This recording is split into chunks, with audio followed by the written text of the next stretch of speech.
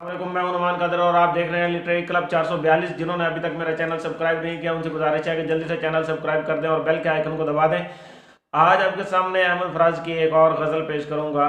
रंजिश ही सही दिल ही दुखाने के लिए आ फिर से मुझे छोड़ के जाने के लिए आ।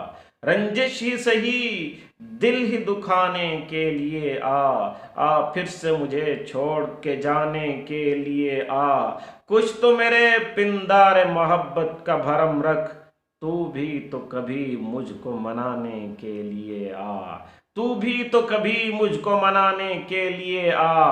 पहले से मरासिम न सही फिर भी कभी तू, पहले से मरासिम न सही फिर भी कभी तू। रस्म रहे दुनिया ही दिखाने के लिए, रस्म रहे दुनिया ही निभाने के लिए आ।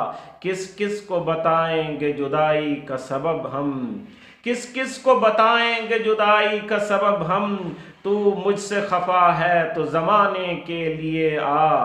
तू मुझसे खफा है तो जमाने के लिए आ। एक उम्र से हूँ लज्जत गिरिया से भी महरूम, एक उम्र से हूँ लज्जत गिरिया से भी महरूम। ए राहत जां मुझको रुलाने के लिए आ, ए राहत जां मुझको रुलाने के लिए आ। रंजिश ही सही दिल ही दुखाने के लिए आ फिर से मुझे छोड़ के जाने के लिए आ।